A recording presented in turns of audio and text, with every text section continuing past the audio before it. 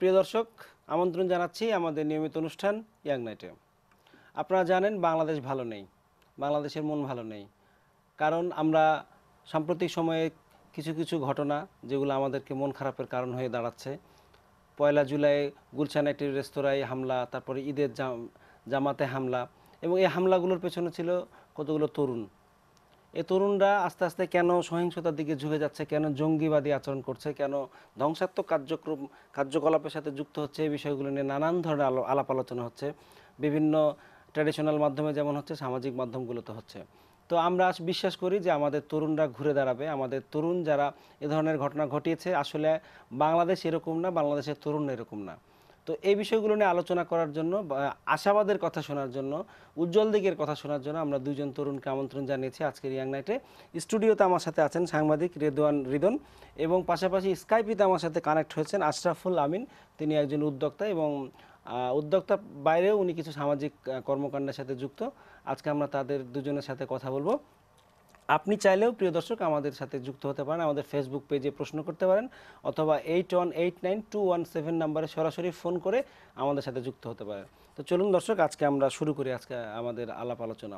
আপনাকে স্বাগত জানাচ্ছি রেদওয়ান, ভালো আছেন আপনি নিশ্চয়ই? হ্যাঁ, আমি আশরাফুল আমিন আপনাকে স্বাগত জানাচ্ছি। কিন্তু আমরা মূল আলোচনায় যাবার আগে আজকের অর্থাৎ 20 জুলাই তারিখের যে সংবাদপত্রগুলো আছে অনলাইনে, যে প্রধান প্রধান সংবাদগুলো, আমরা শিরোনামগুলো একটু দেখে আসবো, দর্শকদের সাথে শেয়ার করব, তারপরে আমরা মূল আলোচনায় যাব। আমরা প্রথমে যদি দেখতে পাই, ইত্তেফাকের একটা নিউজ দেখতে পাচ্ছি যে গুলশান হামলা, সন্দেহভাজনের 4 সন্দেহভাজনের ভিডিও প্রকাশ। গত প্রায় 3 সপ্তাহ থেকে, 1 জুলাইয়ের পর থেকে আসলে প্রধান প্রধান সংবাদগুলো বা প্রধান জায়গাগুলো কিন্তু এই হামলা বিষয়ে হামলা কেন্দ্রিক, এবং র্যাপিড অ্যাকশন ব্যাটালিয়ন থেকে কিছু সিসিটিভির ক্যামেরা ফুটেজ, যেটা সম্ভবত সেটা তাদের সামাজিক যোগাযোগ মাধ্যমে পেয়েছে, ফেসবুক পেজে ভিডিওটা আপলোড করা হয়েছে। রাইট, হ্যাঁ, এখান থেকে আমরা এটি নিউজ সহ অন্যান্য টেলিভিশন চ্যানেলেও দেখেছি। এটা একটা গুরুত্বপূর্ণ খবর। আর আমরা যদি অন্য পত্রিকায় যাই, এখানে আমরা দেখতে পাচ্ছি কালের কণ্ঠ, এখানে ইসলামিক ফাউন্ডেশনের খুতবা নিয়ে, গত শুক্রবারে খুতবা নিয়ে একটা বিষয়ে আলোচনা হয়েছে, যে হেফাজত ইসলাম বা এটা নিয়ে একটা বিতর্ক সূত্রপাত হয়েছে। তারপরে পক্ষ মনে হয় বলছে যে ওনারা খুতবা চাপিয়ে দেওয়া হয় না, একটা টেমপ্লেটের মতো কিছু, যে এরকম এটা ফলো করতে পারে বা এই ধরনের কথা বললে। তারপর জাতীয় ঐক্য গড়ে তুলে সন্ত্রাসী জঙ্গি হামলার মোকাবেলা করতে হবে, রওশন এরশাদ সংসদের বিরোধী দলীয় নেত্রী, তিনি এটা বলেছেন। আর আমরা বাংলাদেশ প্রতিদিনে দেখি, এখানে যুক্তরাষ্ট্র বিএনপিকে ইংরেজিতে কথা বলা হচ্ছে, নিখোঁজের তালিকা দীর্ঘ হচ্ছে। আবার আমাদের আজকের আলোচনার প্রসঙ্গ, যে আমরা দেখতে পাচ্ছি যে 14 বা 15 বছর বয়স থেকে 30 বছর বয়সী নিখোঁজ, সন্দেহজনক হারিয়ে যাওয়ার প্রবণতা। আর শিক্ষা প্রতিষ্ঠানে নজরদারি বাড়ছে, এবং জঙ্গি ঘাঁটি যেগুলো ছিল সেগুলোতে অভিযান চালানো হয়েছে। শিবির সদস্য গ্রেপ্তার, বোমা জেএমবি সদস্য আটক হয়েছে, আমরা দেখতে পাচ্ছি। মোটামুটি এই ছিল আমাদের। প্রধানমন্ত্রী খুবই গুরুত্বপূর্ণ একটি কথা বলেছেন, ছেলে মেয়েদের কাছে টেনে নিন, মন খুলে গল্প করুন। আমরা যদি এখান থেকে শুরু করি, যে বলা হয়ে থাকে যে সামাজিকীকরণের সবচেয়ে বড় প্রতিষ্ঠান হচ্ছে পরিবার, সবচেয়ে বড় এবং সবচেয়ে প্রথম, হ্যাঁ, সবচেয়ে প্রাথমিক হয়ে থাকে। এখানে আসলে কেন আমার ছেলে বা আমার ভাই বা আমার নিকটজন জঙ্গি হয়ে যাচ্ছে, আমি তাকে কাছে টেনে নিতে পারছি না, তার সাথে যোগাযোগ করতে পারছি না, এই বিষয়টা নিয়ে আমি ডিটেল আলাপ করব। তবে শুরুটা আপনার কাছ থেকে পজিটিভ কিছু শুনতে যাচ্ছি।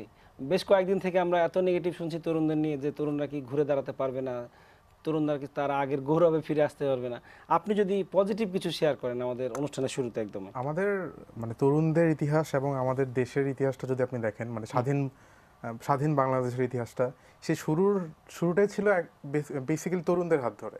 রাইট, সেই সময়টা নেতৃত্ব ছিল তরুণরা। ওই টকবকে রক্ত গরম যুবকরা যদি না থাকতো, আমরা রুমিদের কথা বলি, আমরা আজাদদের কথা বলি, এই জেনারেশনটা বা এরা যদি না থাকতো, হয়তো দৃশ্যপট আরো ভিন্ন রকম হতে পারত। তো ইনফ্যাক্ট আপনি আজকের দিনেও দেখেন যে কোনো কাজের ক্ষেত্রে আমরা যেটা বলি যে নিজের খেয়ে বনের মোষ তাড়ানো, এই ব্যাপারটা তরুণরাই সবচেয়ে বেশি করে। আমি ঈদের আগে একটা স্টোরির কাজে আমি এরকম দেশব্যাপী একটা ছোটখাটো সার্চ করছিলাম যে তরুণরা কি করছে। বেসিক্যালি আইডিয়াটা ছিল এরকম যে আমি দেখলাম যে বিভিন্ন প্রাইভেট ইউনিভার্সিটি বলেন, পাবলিক ইউনিভার্সিটি বলেন, স্কুল কলেজ বলেন, তারা বিভিন্ন রকম ইনিশিয়েটিভ লাইক সুবিধাবঞ্চিতদের জন্য, তারপরে কাপড় কিনে দেওয়া, বাচ্চাদেরকে মেহেদি উৎসব, এরকম অসংখ্য গ্রুপ, মানে আমি তালিকাটা করে শেষ করতে পারিনি, কারণ সবাই পার্টিসিপেট করছে এবং সবাই তরুণ, বিভিন্ন ফর্মে বিভিন্ন ফর্মে বিভিন্নভাবে তারা পার্টিসিপেট করছে, তারা নিজের অ্যাক্টিভেশন করছে, ইভেন্টস করছে। আর এই সেই যে বোনের খেয়ে নিজের সরি নিজের খেয়ে বোনের মোষ তাড়ানোর যে ব্যাপারটা, এটা এই আবার বললো যে এই কাজটা সবচেয়ে বেশি তরুণরাই করে, ভালোর জন্যই করতেছে। তো এই জায়গাটাতে আমি বলবো যে এখন আমাদের সামনে যে জিনিসটা চলে এসছে হঠাৎ করে, তার আগে পর্যন্ত এমন যে নিখোঁজের যে ধারাটা, এটা কিন্তু নতুন না, নিখোঁজ হয়ে আসছে প্রায় বছরখানেক ধরে। তো এই প্রসেসটা চলতেছে। সো আমি হুট করে এখন বলতে পারি না যে তরুণ মাত্রই খারাপ হয়ে গেছে। রাইট। সো এক্স্যাক্টলি আমি বিলিভ করি যে এই তরুণদের সংখ্যা কতটুকু, আপনি যদি আমরা এই কিছু বিপদগামী তরুণ কিন্তু পুরো বাংলাদেশের তরুণকে রিপ্রেজেন্ট করে না। রাইট। একটা খুব মানে মজার এবং দুঃখজনক ঘটনা একই সাথে ঘটছে যে আচমকা আমরা খুব স্কেপটিক্যাল হয়ে গেছি, আমরা খুব সন্দেহ করছি, যে আমার নিজেরই মাঝে নিজেকে সন্দেহ হয়, আমিও তো প্রাইভেট ইউনিভার্সিটিতে পড়ি বা পড়ছি, কাজে ব্যাগ নিয়ে হাঁটাহাঁটি করতেছি, এই যে এই বিষয়টা আমাদের কাছের মানুষের সন্দেহজনক, আমি নিজে আমার সাথে যে থাকছে তাকে সন্দেহ করছি, এই বিষয়টা হুট করে একটা আমাদের মানে চলে আসছে আমাদের। এবং এটা কিন্তু মানে এই যে ভয়ের সংস্কৃতিটা, এটা কিন্তু লং টার্ম একটা খারাপ ইফেক্ট আছে, খারাপ ইফেক্ট এবং অবিশ্বাস তৈরি হওয়া, কেউ কাউকে বিশ্বাস করবে না, এক ধরনের বিচ্ছিন্নতা, এটা কিন্তু এটা দেখা যাবে এটা আরেকটা মানে খারাপ ফর্মে চলে আসতেছে, এই যে একটা বিচ্ছিন্নতা শুরু হয়ে যাচ্ছে, যে আমি তাকে অ্যাবান্ডন করে দিচ্ছি, তার সাথে মিশছি না, তাকে আমি সন্ধ্যের দিকে তাকাচ্ছি। I think in the long run এটা আরো খারাপ ভাবে কিছু একটা, এই যে জঙ্গি হামলা বা ভয়াবহ যে হতাহতের ঘটনা ঘটলো, এটার চাইতে কিন্তু এটা খারাপ হতে পারে। সেটা তরুণদেরকে আসলে এগিয়ে আসতে হবে, তরুণদেরকে এগিয়ে আসতে হবে। আমার বিশ্বাস যে তরুণরা এগিয়েই আছে। এই ছোটখাটো একটা ঘটনা আমার মনে হয় না যে তরুণদেরকে দমাতে পারবে বা ম্লান করে দিতে পারবে, তাদের ঐতিহ্যের কথা প্রশ্নই আসে না। আচ্ছা, আমি এবার স্কাইপিতে যাব। আশরাফুল আমিন, আপনি আমাকে শুনতে পাচ্ছেন? জি, আমি শুনতে পাচ্ছি। আচ্ছা, আপনি আমাকে একটু বলেন যে আমি তো রেদওয়ানের অ্যানালাইসিস শুনলাম একজন জার্নালিস্টের পয়েন্ট অফ ভিউ থেকে, আপনি কিছু যোগ করতে চান কিনা এই জায়গায়? কেন এরকম হচ্ছে, বা আসলে কি আমরা তরুণরা এরকম? মনে হয়েছে যে এই সবকিছু শুরুটা আসলে হয়েছে একটা সার্টেন জায়গা থেকে, যেটা হচ্ছে আসলে ঘৃণা থেকে। মানে আপনি যদি খেয়াল করে দেখেন, আমাদের দেশে যখন একজন আরেকজনের মানে আমাদের সবসময় রাজনীতিবিদদের মধ্যে একটা রেষারেষি ছিল, কিন্তু এটা যখন আমাদের সাধারণ জনগণের পর্যায়ের মধ্যে খুব অতপ্রতভাবে চলে এসেছে, তারপর থেকে কিন্তু এত ডিভিশন, এত বিদ্বেষ, এত যা কিছু বলেন সন্ত্রাসী, সবকিছু তখনই শুরু হয়েছে। তো নরমালি এটাকে আমি যেটাকে বলি যে এটা ঘৃণা চক্র বলে বলি, যে আমরা হচ্ছে একবার একটা ঘৃণা দিয়ে আরেকটা হয়তো ভালো কাজ বা আরেকটা খারাপ কাজকে প্রতিহত করার জন্য আমরা চেষ্টা করছি। তো এই ঘৃণাটা পরবর্তীতে আরো তীব্রতর হচ্ছে, পরের জন সেটার উত্তর দিচ্ছে আরো তীব্রতর ভাবে। এই ঘৃণায় কিন্তু আলটিমেটলি হচ্ছে যে এই যে আমরা যে সন্ত্রাসীদের কথা বলছি, যে জঙ্গিদের কথা বলছি, এটা তাদেরই হাতিয়ার। এই ঘৃণার দিকগুলো দেখিয়ে, এই যে আমাদের রেষারেষি, এই যে বিভেদগুলো আছে, এই বিভেদগুলো দেখিয়ে কিন্তু জঙ্গিরা হচ্ছে এই হতাশাগ্রস্ত তরুণদেরকে আকৃষ্ট করছে। রাইট। তো যেটা আমার ব্যক্তিগত মতামত হচ্ছে, যদি আমরা এই ঘৃণার দিক থেকে যদি সরে আসি, আমাদের মধ্যে বিদ্বেষ মানে বিভেদ থাকবে, আমরা একমত সবকিছুতে হব না, কিন্তু তাই বলে আমরা একজন আরেকজনকে যে কোনো উপায় রোধ করব, কারো সাথে আমার মতানৈক্য না হলে আমি তার বাকরুদ্ধ করে দিব, ব্যাপারটা যাতে তা না হয়। আবার যাতে তাকে হচ্ছে যে আমি লজ্জা দিয়ে হচ্ছে তার কাজগুলোকে যাতে আমরা প্রতিহত না করার চেষ্টা করি, তার প্রতি আমার সম্মান থাকতে হবে, তার প্রতি আমার সহনশীলতা থাকতে হবে। আমার মনে হয় যদি আমরা ওদিকে বাড়াতে পারি, মানে ধীরে ধীরে যদি আমরা ওদিকে যেতে পারি, যেখানে আমরা দেখবো বিদ্বেষ, আমরা সেখান থেকে সরে আসবো। আচ্ছা, আমি খুবই চমৎকার একটা পয়েন্ট বলেছেন আপনি, এবং এটা খুবই সাংঘাতিক একটা বিষয়, এবং এইটা শুধু যে বাংলাদেশের কনটেক্সটে তা কিন্তু না, গ্লোবালি যদি আমরা দেখি, এক দেশের সাথে আরেক দেশের সম্পর্ক, এক জোটের সাথে আরেক জোটের সম্পর্ক, এবং এক কমিউনিটির সাথে আরেক কমিউনিটি, এটা ইন্ডিভিজুয়াল থেকে শুরু করে কমিউনিটি এবং দেশ মহাদেশ পর্যন্ত বিষয়টা খুবই নেতিবাচকভাবে কাজ করছে, খুবই সক্রিয়, যে ঘৃণা থেকে ঘৃণার জন্ম হচ্ছে। আমি আরেকটা জিনিস আপনার কাছে জানতে চাইবো, যে এই যে আমরা তরুণদের নিয়েই তো আলাপ করছি আজকে, তরুণদের বিষয়ে কথা বলছি, যে তরুণদের মধ্যে কি প্রতিযোগিতাটা অনেক বেড়ে গেছে, যে ভালো চাকরি পেতে হবে, ফার্স্ট হতেই হবে, তারপরে অনেক বড় হতে হবে, তার বড় হতে গিয়ে যদি অনেকে পেছনে ফেলে দিতে হয়, এই প্রতিযোগিতামূলক মনোভাবটা, অবশ্যই অসুস্থতামূলক প্রতিযোগিতা, এটা কি কোনোভাবে প্রভাব ফেলছে কিনা? আমার কাছে মনে হয় না আসলে এই প্রতিযোগিতার জন্য এই সন্ত্রাসী বা হচ্ছে এই একমাত্রই না, আমি বিদ্বেষগুলো বলছি আসলে এটা কোনো ছড়াচ্ছে। ফ্যাক্টর কিনা।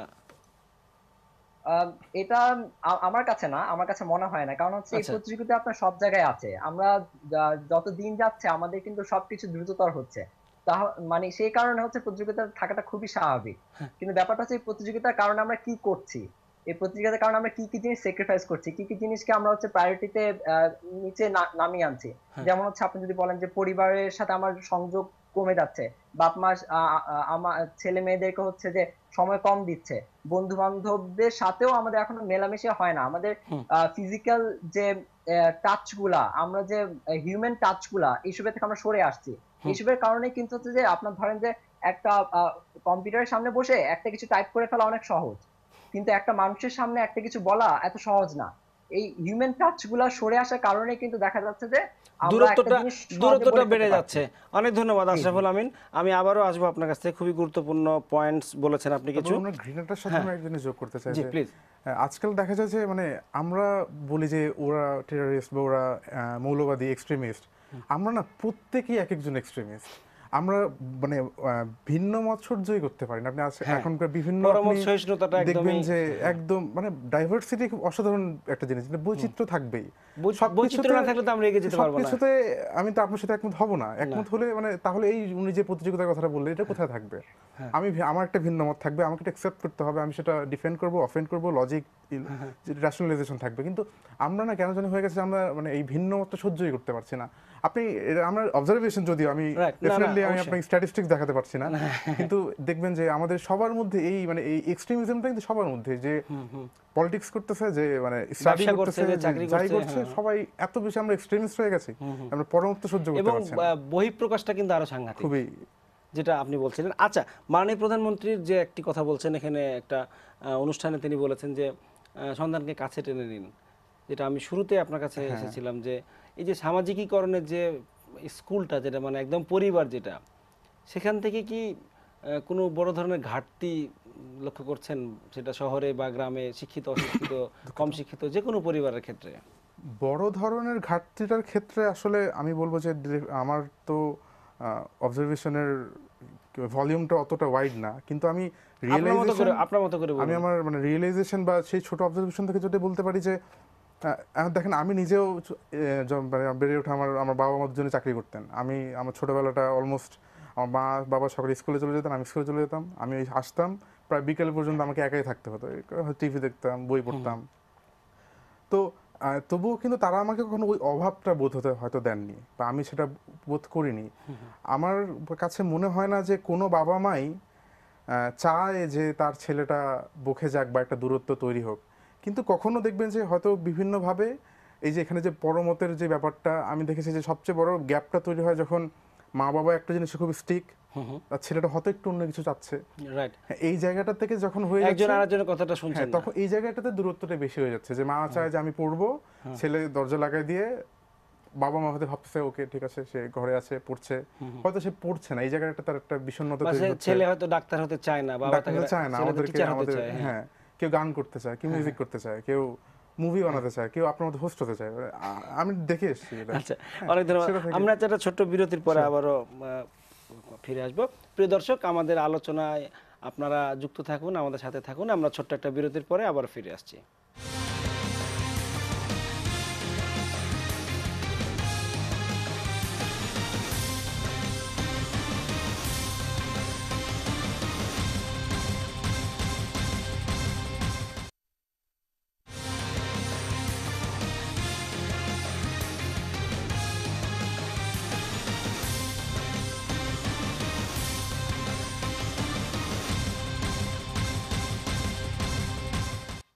প্রিয় দর্শক, বিরতির পরে আবারও ফিরে আসলাম আমাদের ইয়াং নাইটে। আর আমরা ইয়াং নাইটে আজকে কথা বলছি দুজন তরুণের সাথে, যারা একজন সাংবাদিক আছেন এবং একজন উদ্যোক্তা আছেন স্কাইপিতে। আমরা কথা বলছিলাম যে তরুণ যারা বাংলাদেশের প্রাণ, যারা বাংলাদেশকে সবসময় যারা নিয়ে গেছেন, স্বাধীনতা সংগ্রামের কথা বলি, বা বড় বড় পরিবর্তনের ক্ষেত্রে যারা তরুণরা, কিন্তু কিছু বিপদগামী তরুণের কারণে আমরা একটু হতাশার মধ্যে পড়েছি, বা আমরা একটা চিন্তার মধ্যে পড়েছি। নিশ্চয়ই আমরা এখান থেকে কাটিয়ে উঠে এবং আরও নতুন নতুন ভালো খবর আমরা দিতে পারবো। আমরা যাওয়ার আগে, বিরতিতে যাওয়ার আগে কথা বলছিলাম যে পরিবারের যে একটা রোল, যে এখান থেকে তো পরিবারের পরে কিন্তু আমরা দেখছি যে স্কুল কলেজ বা পিয়ার গ্রুপগুলো আছে, এর মধ্যে সামাজিক মাধ্যমগুলো কিন্তু খুবই ইনফ্লুয়েন্সিয়াল।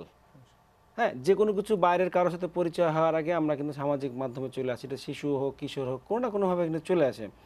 তো এই জায়গাগুলোতে আসলে আমাদের কি হচ্ছে আসলে, বা কি হওয়া উচিত? সামাজিক যোগাযোগ মাধ্যমগুলো ডেফিনেটলি যে কোনো জিনিসের ভালো খারাপ দিক দুটোই থাকে। তো আমি ভালো দিকটাই বেশি দেখি, কারণ ওই যে বললাম যে ইনফ্যাক্ট আমরাও একটা গ্রুপ প্রায় 4-5 বছর চালাইছি, সেটা ছিল just completely Facebook based volunteer group. আমরা ফেসবুকের থ্রু দিয়ে ভলেন্টিয়ার গ্যাদার করছিলাম, আমরা কিছু অ্যাক্টিভিশনসও করছিলাম। তো ডেফিনেটলি আমি বলবো যে ফেসবুকে ভালো খারাপ দুটোই হচ্ছে, এবং ভালোটাই মনে হয় বেশি হচ্ছে। এই খারাপ যেই বিষয়টা হচ্ছে না, এটা ওই হয়তো গুটি কয়েক কিছু মানুষের জন্য। আর আমাদের এই সোশ্যালাইজেশনের একটা এখন বড় একটা পার্ট হয়ে গেছে আসলে সোশ্যাল মিডিয়াস, যেমন ফেসবুক, টুইটার, স্কাইপ। আজকে আমাদের মধ্যে দেখেন একজন উপস্থিত আছে যারা ভার্চুয়ালি উনি আমাদের সাথে আছেন, এবং এটাও একটা ধরনের ইন্টারাকশন, ভার্চুয়াল ইন্টারাকশন। তো আমাদের এই জায়গাটাতে যেটা প্রয়োজন সেটা হচ্ছে যে আমাদের যারা আমরা ইউজার, তাদের নিজেদের একটা সচেতনতা, রাইট, যে এই হোয়াক্স বা এই গুজব ছড়ানোর ক্ষেত্রে এখন দেখবেন যে ফেসবুকের চেয়ে মনে হয় আগায় আর কেউ নাই, কার্যকর মাধ্যম এবং কার্যকর মাধ্যমে কেউ নাই। আপনি এটার পেছনে একটা দায়ী হতে অনেক বড় একটা জনগোষ্ঠী, যারা হয়তো কিছু না বুঝেই অথবা বিষয়টা ফ্যাক্ট চেক গুলো না করে সেই জিনিসগুলোকে পড়ে বিলিভ করে এবং খুব ভয়ানকভাবে সেটা শেয়ার করে, এবং এটা হচ্ছে যে এই ফলটা কিন্তু খুব মারাত্মক, ভয়াবহ। মারাত্মক। এটা অনেক ধরনের অস্থিরতা তৈরি করে, বিব্রতকর পরিস্থিতি তৈরি করে। একজন দর্শক আছেন ফোনে, আমরা তার কথা শুনবো। প্রিয় দর্শক, আপনার নাম এবং পরিচয় জানিয়ে কথা বলুন। কেরানীগঞ্জ থেকে মেহেদী হাসান বলছিলাম। জি বলুন। জি, আমার প্রশ্ন হচ্ছে যে আজকে যে তরুণ সমাজ, আমরা যারা বিভ্রান্তের পথে চলে যাচ্ছি, বা আমরা যে বিভিন্ন ভাবে দেখা যাচ্ছে তরুণদেরকে বলছে তারা আজকে বিভিন্ন ভাবে ধর্মের নামে যে কাজগুলো করা হচ্ছে, এটার মূলত কারণ হচ্ছে আমাদের দেশে যে ইসলামের প্রকৃত শিক্ষা, নৈতিক শিক্ষা, সেই শিক্ষার অভাব রয়েছে। আমাদের দেশে যারা ধর্মীয় নেতা রয়েছেন তারা কখনোই ইসলামের যে প্রকৃত শিক্ষা সেটা দিচ্ছেন না। বিশেষ করে জিহাদের নামে যে অপব্যাখ্যা করে ধর্মীয় নেতারা আমাদের মতো তরুণদেরকে তারা উৎসাহিত করছেন, এবং কি তারা বিভিন্ন ভাবে যে ইসলাম এবং মানুষের সাথে একটা সেনায় যুদ্ধ তৈরি করেছেন। আসলে যে আমরা যে মানুষ পৃথিবীতে কে কোন ধর্মের সেটা বিষয় না, হিন্দু, বৌদ্ধ, খ্রিস্টান, আমরা যে পৃথিবীতে সমাজে মানুষ বসবাস করবে সেটা না। আমাদের ভিতরে এমন একটা জিনিস ঢুকে দিচ্ছে যে আমরা মুসলিম, ওরা হিন্দু, ওরা বৌদ্ধ, ওরা খ্রিস্টান, এই যে বিভাজন তৈরি করছেন, এটা আমাদের দেশে যারা ধর্মীয় তথাকথিত নেতা রয়েছেন তারা, বিশেষ করে বাজারে ইসলামের নামে চটি বই বিক্রি করা হয়, যেটা আমরা বুঝতে পেরেছি। মেহেদী ভাই, অনেক ধন্যবাদ, খুবই গুরুত্বপূর্ণ কথা বলেছেন। আপনি যে এই যে আপনি যে কথাটি বলছিলেন যে সচেতন না হয়ে, ভালো করে না পড়ে না বুঝে, এটা কতটুকু নির্ভরযোগ্য সূত্র থেকে আসছে সংবাদটি, সেটা না করে শেয়ার করে দিচ্ছেন লোকজন, সেটা এক ধরনের। আর উনি যেটা বললেন মেহেদী হাসান, যে যে কোনো বিষয়ের ভুল ব্যাখ্যা করা, ভুল ব্যাখ্যার মাধ্যমে বিভ্রান্তি তৈরি করা, হয়তো কেউ এটা থেকে সুবিধা পায়, বা এটা শুধু বাংলাদেশে না, সারা বিশ্বে এই ধরনের হয়, যে বিষোদ্গার করা বা ঘৃণা ছড়ানো, এই কাজগুলো হয়, এবং আলটিমেটলি আমাদের মানুষের ক্ষতি হয়, সেটা বাংলাদেশের মানুষের হোক বা সেটা আমেরিকার মানুষের হোক, যে কোনো মানুষের ক্ষেত্রে। বাংলাদেশ এখন গ্লোবাল পলিটিক্সের একটা খুব গুরুত্বপূর্ণ অংশ হয়ে গেছে। যে কোনো কিছু হোক সেটা এফেক্ট করবে আমাদেরকে। আমি এবার আশরাফুল আমিন আপনার কাছে যাব। আপনি সতর্ক থাকুন, দায়িত্বের সাথে শেয়ার করুন। যে আলোচনা ছিলাম কিছুক্ষণ আগে, সেটার সাথে খুবই প্রাসঙ্গিক। আপনারা এরকম একটা কাজ করছেন বেশ কিছুদিন থেকে, মানুষকে সচেতন করছেন, সতর্ক থাকতে বলছেন এবং সতর্কতার সাথে শেয়ার করতে বলছেন। এটা কিভাবে কাজ করছে বা কি আছে এটার মধ্যে, এটা বলেন। জি, মূলত এটা একটা ফেসবুক পেজ, যেহেতু ফেসবুকের মাধ্যমে আমরা বাংলাদেশে এই ধরনের গুজবগুলা বা মিথ্যা বা উদ্দেশ্যমূলক তথ্য প্রচার হচ্ছে, সেই কারণে আমাদের কাছে মনে হয় যে ফেসবুকের এইসবের এগেনস্টে, মানে যে খারাপগুলো হচ্ছে সেটার এগেনস্টে একটা কিছু করা, এসবকে প্রতিহত করার জন্য একটা ছোট্ট একটা প্রচেষ্টা হচ্ছে আমাদের এই পেজটা, যেটা নাম হচ্ছে আপনার সতর্ক থাকুন, দায়িত্বের সাথে শেয়ার করুন। মানে আমাদের যে উদ্দেশ্যটা সেটা হচ্ছে যে পেজের নামই। তো এটার মাধ্যমে আমরা মূলত যেটা করি যে এই যে আপনার মাঝে মাঝে ক্ষণে ক্ষণে হচ্ছে যে হঠাৎ করে কোনো একটা নিউজ পোর্টাল বা কোনো একটা ফেসবুক পেজ একটা গুজব ছড়িয়ে দেয় যে অমুকের সাথে অমুকের বিয়ে হয়ে গিয়েছে বা মারা গিয়েছে, হ্যাঁ, দেখা যায় উনি বেঁচে আছেন কিন্তু তারপরে তাকে মেরে ফেলেছে, মানে কয়েকবার মেরে ফেলা হচ্ছে, কিছু শিরোনামের নিচে এসব অনেক কিছু ছড়াচ্ছে। তো আমরা যেটা করি যে এইটার বিপরীতে যে সত্য তথ্যটুকু আছে হ্যাঁ। সেটা হচ্ছে মানে দুই দিকে নিয়ে আমরা হচ্ছে সত্য তথ্যটুকু তুলে ধরি বিভিন্ন পোস্টের মাধ্যমে। আচ্ছা। তো আমাদের কাছে এটা মনে হয়েছে যখন আমরা দেখি যে আমাদের আশেপাশে বন্ধুরাই হচ্ছে যে অনেক ছোট ছোট এক চিন্তা ভাবনাহীন শেয়ার করছে, হুম, তখন হুম। আমাদের কাছে মনে হচ্ছে এটা আমাদের কিছু করা উচিত এই ব্যাপারে। আচ্ছা, তো আচ্ছা। সেই দায়িত্বশীলতা থেকেই হচ্ছে যে আমাদের এই উদ্যোগটা, এই পেজটা। ওকে, ভেরি গুড। এই যে দায়িত্বশীলতার প্রসঙ্গটি আসলো, সেটা আমি আপনার কাছে রেদওয়ান, আপনার কাছে আবার আছি। সেটা হচ্ছে যে এই যে তাকে কিন্তু কেউ বলে দেয় না, বা সে যেখানে চাকরি করে বা সে যে স্কুলে পড়ছে বা যে ইউনিভার্সিটিতে পড়ছে, সেখানে তার টেক্সট বুকের মধ্যে কিন্তু লেখা ছিল না যে তরুণ তোমাকে এই কাজটা করতে হবে। হয়তো এ ধরনের চর্চা আছে, হ্যাঁ আমার কিছু করতে হবে, কতজন মানুষ করে। আপনি যেমন বলেন সারা দেশে তরুণরা বিভিন্ন ধরনের অ্যাক্টিভিটিজের মধ্যে আছে। হ্যাঁ, এই যে কেউ কাউকে সাহায্য করছে, কেউ রাস্তা পরিষ্কার করছে, কেউ মানুষকে ত্রাণের দিচ্ছে, শীতের কাপড় দিচ্ছে। তো এই যে তরুণদের যে অ্যাক্টিভিটিসগুলো, এগুলা কি আসলে কমে যাচ্ছে কিনা? না, তার আগে একটা মেহেদী ভাইকে বলতে চাই যে উনি বলছিলেন যে আমরা বিপদগামী তরুণ। মেহেদী ভাই প্লিজ, না, আমরা বিপদগামী তরুণ না, ডেফিনেটলি এটা না। হ্যাঁ, আর যেই বিষয়টা বলছিলেন যে কমে যাওয়ার ব্যাপারটা, হ্যাঁ। এখন আমরা অনেকেই বলি যে আমাদের মধ্যে আগে যে ক্লাবিং ব্যাপারটা ছিল, যে বিকেলবেলা আমরা একটা ক্লাব থাকতো বা মাঠ থাকতো, ক্লাব ঘর থাকতো, কেউ ক্যারাম খেলতো, কেউ ফুটবল খেলতে বের হয়ে যেত, কেউ ক্রিকেট তো খেলতো, পাঠাগার থাকতো, বই নিয়ে যেত, পাঠাগার থাকতো। আলোচনা হতো। হ্যাঁ, এখন কিন্তু আরেকটা বিষয়, এখন চিন্তা করেন, এখন কিন্তু আবার আমরা জমায়েত দেখলেই ভয় পাচ্ছি যে এতগুলো ছেলে একসাথে কি করে, এরা কি করতেছে। এই ডেফিনেটলি এটা একটা রিজন যে আমরা এই আমাদের মনের মধ্যে যে সন্দেহের পাহাড়টা জমে উঠতেছে, এটা যদি এভাবে বাড়তে দিতে থাকি, তাহলে তখন আরেকটা জিনিস চলে আসবে যে বাবা মারা বলবে তুমি বের হইও না বাবা, তুমি বের হইও না, তুমি ক্লাসে যাও, তুমি বাসায় আসো, তুমি খেলাধুলা করো। আমি এখনই দেখি যে মা এসে বসে আছেন, ছেলে খেলতেছে বা রুচি করতেছে। তো এটা তো একটা আপনার বাচ্চা বলেন বা তরুণ যুবক কিশোর বলেন, ওদের মানসিক বিকাশের ক্ষেত্রে একটা বাধা, যে আপনি তাকে এক্সপ্লোর করতে দিচ্ছেন না।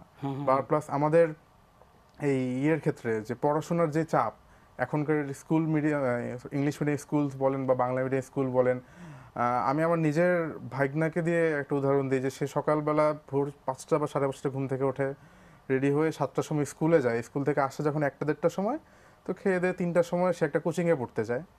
সেইখান থেকে 5টার সময় আসে, তারপরে 6টা-7টার সময় আরেকটা টিচার আসে। আবার যেহেতু সে সকাল 5টা 5:30টার মধ্যে ঘুম থেকে উঠে, সে আবার 9টার মধ্যে ঘুমিয়েও পড়ে। আপনি তার লাইফের মাঝখানে মানে ব্রিদিং স্পেস বিরতিটা নাই। কোথায়? এই যে প্রতিযোগিতার একটা তার কথা, বয়স কত তার? তার বয়স 9-10-এর মতো চলছে, স্ট্যান্ডার্ড 2 বা 3-তে পড়ে সে। তো ওই আমরা একটা প্রতিযোগিতার কথা বলছিলাম একটু আগে, ভাই বলেছিলেন যে হ্যাঁ প্রতিযোগিতা, এই জিনিসটা দেখেন যে এই প্রতিযোগিতাটা কোথা থেকে হচ্ছে। আমি সেই স্কুলে খোঁজ নিয়েছি যে তারা এমনভাবে কারিকুলামটা পড়ায় এবং ওদের স্কুলে যে স্কুলের পড়াটা আসলে স্কুলেই হয়ে যায়। হ্যাঁ, স্কুলের পড়াটা স্কুলেই হয়ে যায়, সেটা হয়তো বাসায় এসে একটু নার্চার করলে ঠিক হয়ে যাওয়ার কথা। কিন্তু আমাদের মধ্যে প্রতিযোগিতা হচ্ছে যে আমার ছেলেকে ফার্স্ট হইতে হবে, সবাইকে ফার্স্ট। আমার ছেলেকে প্রেসে আসতে হবে।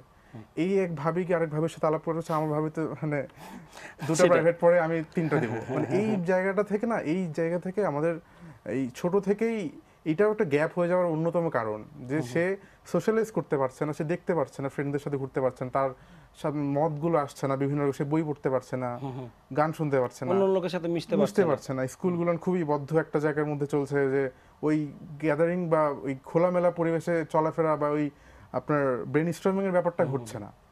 জি, অনেক ধন্যবাদ। এই জায়গাটা যেটা হচ্ছে থেকে আমি আসলে আশরাফুল আমিন আপনার কাছে আবার যদি জানতে চাই যে এই যে এক ধরনের কি বলবো গ্যাপ তৈরি হয়েছে, তারপরে দূরত্ব তৈরি হচ্ছে, তো এই জায়গাগুলোর থেকে কি আমরা তরুণ প্রজন্ম আবার ঘুরে দাঁড়াতে পারবো না? আজকে আমাদের আলোচনার অনুষ্ঠানও সেটা, যে তরুণ প্রজন্ম ঘুরে দাঁড়াবে, আমরা সেটাই প্রত্যাশা করি। আপনার কাছে কি মনে হয়, আমরা কি ঘুরে দাঁড়াতে পারবো না, আমাদের ইমেজ ফিরিয়ে আনতে পারবো না? আমরা ঘুরে দাঁড়াতে পারবো না বলতে কি, যে আমরা ঘুরে দাঁড়িয়েছি, তরুণরা সবসময় ঘুরে দাঁড়িয়েছি। ব্যাপারটা হচ্ছে কি যে আম, মানুষ হচ্ছে নেতিবাচক জিনিসগুলোর প্রতি খুব আকৃষ্ট হয়। সেই কারণে দেখা যায় যে মিডিয়াও হচ্ছে নেতিবাচক জিনিসগুলোকে খুব বেশি আর বেশি ফলোভাবে প্রচার করে। কিন্তু এটা অর্থ এই না যে আমরা হচ্ছে যে যারা হচ্ছে তরুণ তারা খালি নেতিবাচক কাজই করে যাচ্ছি। যেমন ধরেন যে আমার আমার আমার এক্সাম্পল যদি আমি দিই, তাহলে হচ্ছে কি যে আমি তো করেছি, আমাকে তো কেউ বলে দিতে হয়নি যে একটা পেজ এরকম খুলো। হয়তো একজন মানুষকে আমি বদলাতে পারবো, হয়তো দুজন মানুষকে বদলাতে পারবো, সবাইকে বদলাতে পারবো না, কিন্তু ওই যে হোপটা সেটা তো আমার মধ্যে আছে। আমার মতো ক্ষুদ্র প্রচেষ্টা নিয়েও হচ্ছে যে আরো আমার থেকে আরো বেশি বড় বড় অনেক কিছু করছে। তো তো ব্যাপারটা হচ্ছে কি যে যে যার স্থান থেকে যদি একটু মনে করে যে না, আমি উদ্যোক্তা তো কি হয়েছে, আমি তো এই সমাজেরই মানুষ, জি হ্যাঁ আমি সাংবাদিক তো কি হয়েছে, আমিও সমাজের মানুষ, আমি মানে এই যেহেতু সমাজের মানুষ, আমারও কিছু দায়িত্ব আছে, আমি সেটা ইচ্ছা করলে করতে পারি, খালি একটা শেয়ার বাটন চাপ দিয়ে আমি আমার দায়িত্ব ফুলফিল করবো না। শেষ হয়ে যায় না, আমি হচ্ছে আগে চিন্তা করবো যে এটার ছাড়াও আমি আর কি করতে পারি, আমার সৃজনশীলতার দিক থেকে আমি আর কি ব্যবহার করে এই খারাপ দিকগুলোকে আটকাতে পারি। জি অনেক ধন্যবাদ আশরাফুল আমিন। আমি মনে হয় আর আপনার কাছে আসতে পারবো না, আমাদের সময় শেষ হয়ে যাবে।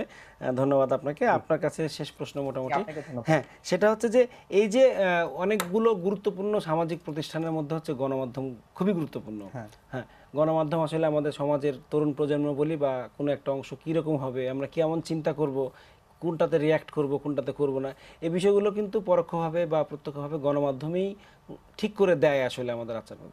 এক্ষেত্রে একজন জার্নালিস্ট হিসেবে গণমাধ্যমের দায়িত্বটা কেমন হওয়া উচিত বা আমাদের গণমাধ্যমগুলো কতখানি দায়িত্ব পালন করছে, আপনার অ্যানালিসিসটা কি? আমাদের গণমাধ্যমে তো এখন অনেকগুলো ডাইমেনশন, যে আমরা প্রিন্ট পত্রিকা, অনলাইন নিউজ চ্যানেল, হ্যাঁ। আর এর মধ্যে আবার অনলাইন নিউজটা অনেক বড় প্রভাব ফেলছে সামাজিক যোগাযোগের মাধ্যমগুলোতে। আর যেহেতু এই জায়গাটাতে জবাবদিহির ব্যাপারটা একটু কম, কিছু কিছু ক্ষেত্রে নেই বললেই কিছু চলে। কিছু ক্ষেত্রে নেই বললেই চলে, একদম ঠিক। তো এই জায়গাগুলো থেকে যেটা হচ্ছে যে গণমাধ্যমের অন্য, আমি যদি ওটাকে একটা সরে রাখি, যদি অন্যদের কথা চিন্তা করি, তাহলে দেখেন যে এই পরিস্থিতি কিন্তু আমাদের জন্য একদমই নতুন। আমি আসলে এমন না যে সিরিয়া বা বিভিন্ন জায়গায় দেখে আমি কখনো কল্পনা করিনি যে আমার দেশে হবে না। আমি ভেবেছি যে যেটা যেটা আমার শরীরের এক প্রান্তে আঘাত হানছে, আমি যদি আমার বিশ্ব ব্রহ্মাণ্ডকে একটা শরীর হিসেবে চিন্তা করি, ডেফিনেটলি সেটার এফেক্ট আমার উপরে হয়তো একদিন আসবে।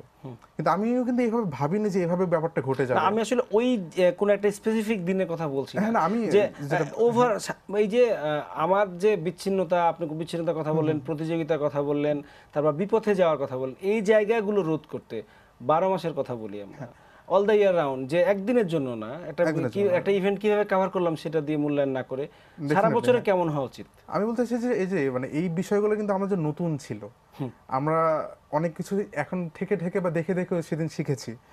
এখন হয়তো আমাদের ওই স্টেপগুলোও সেভাবেই হবে, যে আমরা এতদিন হয়তো যে জিনিসটাকে পাত্তা দেইনি বা অতটা গুরুত্ব দিইনি, আমরা সেভাবে গুরুত্ব দিব। আমাদের বিভিন্ন পত্রিকাগুলোর অনেক ইউথ কিছু গ্রুপস আছে, ফোরামস আছে, সেই জায়গাগুলো থেকে অনেক ভালো কাজ হয়। আমি যদি এক্সাম্পল দিই, অনেক বড় বড় নাম না নেই, হ্যাঁ, তো এই জায়গাগুলো থেকে বলবো কি যে খবরের কাজটা হচ্ছে যে আমি তো একটা পক্ষ নিতে পারি না, জি কিন্তু আমি ন্যায়ের পথে একটা মানুষকে বলতে পারি, আমি গল্পগুলো শোনাতে পারি, আমি মানুষকে উৎসাহ দিতে পারি, আমি অনুপ্রেরণা দিতে পারি। সেই জায়গাগুলো থেকে পত্রিকার হয়তো আগে আসা উচিত, এবং তারা এই আরো দায়িত্বশীল স্টোরিজগুলো শেয়ার করবে এবং আমাদের ভালো এক্সাম্পলগুলো শেয়ার করছে। আপনাদের দুজনকে অনেক ধন্যবাদ, আশরাফুল আমিন এবং রিদওয়ান। আপনারা অনেক চমৎকার আলোচনা করেছেন এবং খুবই ইনসাইটফুল আলোচনা ছিল। প্রিয় দর্শক, আজকের মতো আমরা এখানে শেষ করব। আমরা আশা করি এবং বিশ্বাসও করি যে বাংলাদেশ আসলে এরকম না, বাংলাদেশের তরুণরা এরকম না। আমরা খুবই তাড়াতাড়ি ঘুরে দাঁড়াবো এবং আমাদের পুরনো ইমেজ নিয়ে আমরা আবার সবাইকে উজ্জ্বল করব। শুভরাত্রি।